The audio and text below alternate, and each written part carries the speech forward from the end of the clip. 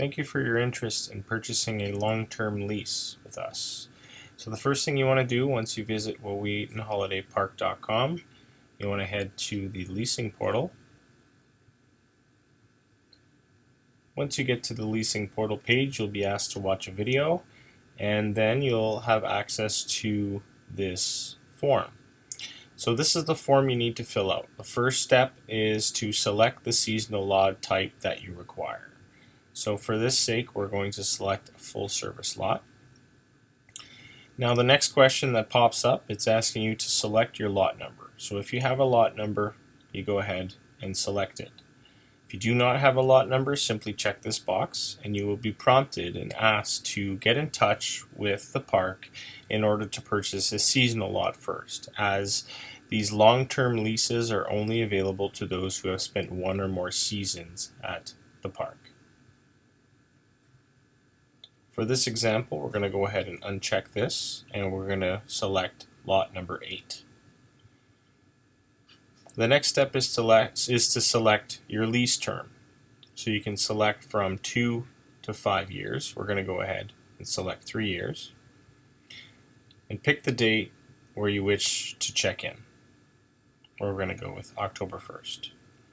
This will automatically calculate your checkout date, which would be 3 years from now, October 1st, 2021. Once I hit next, I'm asked to submit my contact information. Once I've entered my contact information, I'm being asked to sign it digitally. Once I've signed it, I'm asked to select the signature date. I've selected today. And if I need to, I can go ahead and add a secondary leaseholder and add the same information of the secondary leaseholder as I did for the primary leaseholder. For this example, I'm going to select no. The next step is to add your vehicle details, your camper details, as well as your primary and potentially secondary vehicle.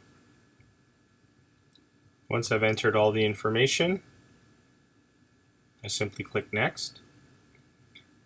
And now I see a cost summary. So I see how much it cost for the annual seasonal lot, how long my term is in years, how long it is in months, the subtotal, HST, grand total, monthly fee, and deposit. So the deposit is your first and last month and what is due at the time of submission. So once you agree to this, you will be taken to PayPal to make your deposit payment. Before you do that, you will actually get to see the lease summary, which is the actual lease agreement filled in with the information that you submitted through the form. Now you'll see that the owner approval section is blank, and if we continue down, and once you check this, you will see that there's an owner section. So you leave this blank, and as you can see here, it is meant for the owner. Once the owner reviews and approves the application, they will sign the agreement, and you will receive a notification with the official document that has both signatures on it. If not approved, then you will receive a deposit refund immediately. So this would complete your form submission. You would simply need to hit submit and you would be taken to PayPal to process your deposit payment.